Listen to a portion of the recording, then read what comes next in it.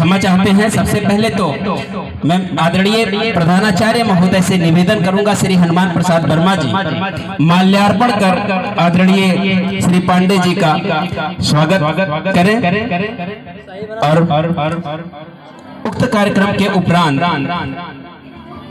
आप हम और ये समूचा सदन आपके क्रांतिकारी विचारों से लाभान्वित होगा।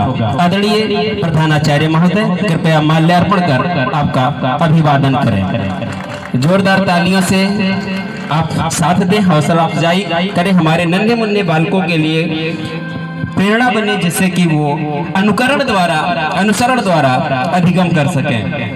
और ये स्मृति चिन्ह के रूप में डायरी और पुष्पगुच्छ भेंट करते हुए आदरणीय प्रधानाचार्य जी के द्वारा परमादरणीय पांडे जी का अभिवादन। और इस कड़ी के बाद मैं निवेदन करूंगा कृपया पांडे जी यहाँ तक आएं और अपने विचारों से हम सबको लाभान्वित करें।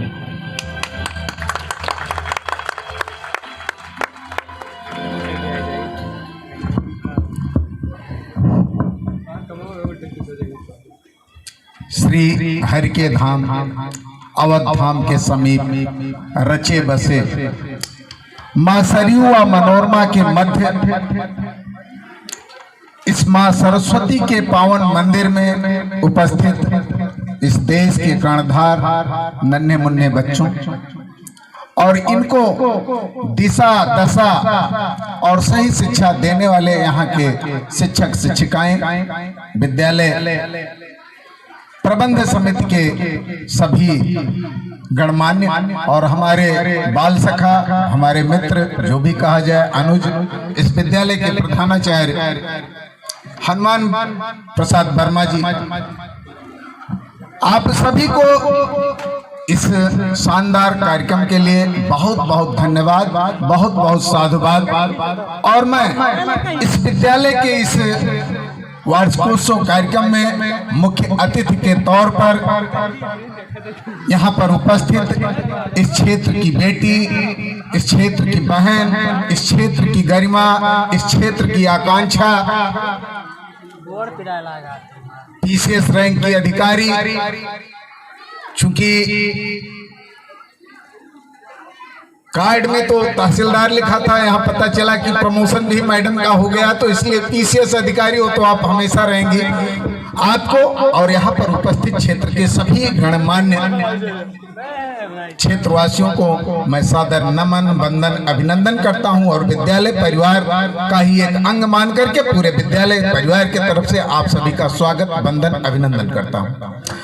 हमें लगता है कि संचालक महोदय ने ऐसा कोई शख्सियत यहाँ का रहा नहीं जिसके बारे में आपने परिचय नहीं कराया, लेकिन मेरे परिचय में जो चार चांद आप जोड़ रहे थे, चंद्रमणि पांडे कुछ नहीं है, इस विद्यालय में आज मुख्य अतिथि के तौर पर उपस्थित जैसे एक सामान्य घराने की एक बालिका, एक बच्ची थी इस विद्यालय की मुख्य अतिथि आकांक्षा जी, ठीक उसी तरीके से मैं भी एक सामान्य सा व्यक्ति हूँ। मेरा कोई संसाधन से नाता नहीं है, लेकिन अगर जनहित में, क्षेत्र हित में कुछ कर पाता हूँ तो आपके ही बीच से कुछ द्वारकाधीश जैसे हमारे मित्र हैं, हमारे सहयोगी हैं, वही कहीं न कहीं सुदामा का सहयोग कर देते हैं और उसके दम पर हम समाज के लिए लड़ते रहते हैं। एक लड़ाई यहाँ पर जितने प्रबुद्ध वर्ग हैं उनके संज्ञान में होगा कि बस्ती जनपद में नियमों को ताक पर रख करके एक फर्जी टोल प्लाजा चौकड़ी में स्थापित करके और लूट का काम दशकों से चल रहा है, उसकी सफल लड़ाई में अपना योगदान देने वाले मेरे साथ चल करके आए हाई कोर्ट के अधिवक्ता कन्हैया लाल जी को। जैसा कि मैंने कृष्ण की बात कही भी तो ये नाम से भी कन्हैया है, आपको भी मेरे तत्काल अनुरोध पर यहाँ आने के लिए अलग से साधुवाद, नमन, वंदन, अभिनंदन। जैसा कि इस विद्यालय के बच्चे तो किनारे है अपना हरिधाम, श्री राम की नगरी अवध किनारे है अपना हरिधाम, उसी धाम हर्रैया में है खत्म सराय एक ग्राम। उसी गांव की अपनी बहन आकांक्षा है जगाई। हम लोगों के बीच में एक आकांक्षा, एक अभिलाषा आपने जागृत किया है। उसी गांव की अपनी बहन ने आकांक्षा है जगाई। आज हमारे मध्य में बिटिया अतिथि बनकर आई। आज हमारे मध्य में बिटिया अतिथि बनकर आई। संसाधन ही सब कुछ नहीं है, मेहनत बहुत जरूरी। बच्चे आपके जीवन से ये सीख लें कि संसाधन ही सब कुछ नहीं है, मेहनत बहुत जरूरी। मेहनत के दम पर आकांक्षा हम कर सकते पूरी। जब संसाधन नहीं था तब भी हमने ग्रहों की चाल बताया। जब संसाधन नहीं था तब भी हमने ग्रहों की चाल बताया। करके गणना खगोल शास्त्र की सूर्य ग्रहण भी बताया। संसाधन के बिना लिंकन जी ने सर्वोच्च स्थान प्राप्त किया। अमीर गरीब का भेद मिटाकर दास प्रथा को समाप्त किया। संसाधन से युक्त दशासन श्री राम से हुआ पराजित। करके कठोर साधना लक्ष्मण ने मार दिया था इंद्रजित। है अनुरोध सभी छात्रों से, संसाधन के पीछे मत भागो, ले संकल्प। यदि आकांक्षा बनना तो तुरंत आलस्य तुम त्यागो। पढ़ो लिखो मेहनत से तुम जीवन सुखमय होगा। मिलेगी सफलता आपको तो इस क्षेत्र का नाम भी होगा। पद पाकर मद में ना खोना, सेवा समाज की करना। सेवा ही सच्चा सुख है, इसे याद तुम रखना। सेवा ही सच्चा सुख है, इसे याद तुम रखना। बस इसी पर थोड़ा सा कविता के बाद भावार्थ होता है बच्चों। इसी के भाव को बता दूं, बाकी आज ये कोई भाषण का मंच नहीं।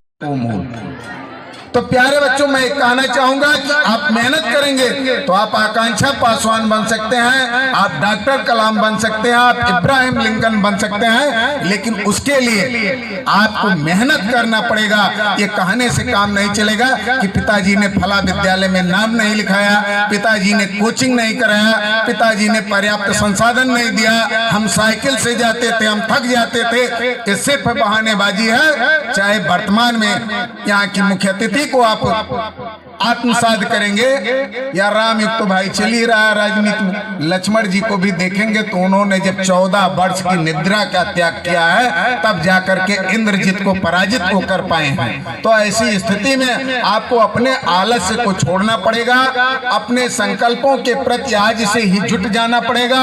तभी आप अपनी आकांक्षा, अपनी अभिलाषा, अपने सपनों को तो पूरा ही करेंगे, साथ ही साथ इस क्षेत्र का, इस समाज का नाम होगा। और समाज की चिंता करना, समाज की सेवा करना, ये हर व्यक्ति का दायित्व यहाँ से है। चाहे आप प्रभु श्री राम के जीवन को देखेंगे, महात्मा गांधी को देखेंगे, अंबेडकर जी को देखेंगे, तो दबे कुचले लोगों की सेवा, आप कहेंगे समाज की सेवा में दबे कुचले वंचित कहां से आ गए? वो यहां से आ गए कि कहा जाता है कि दान उसे दो जो उसका पात्र। तो सेवा किसकी करोगे?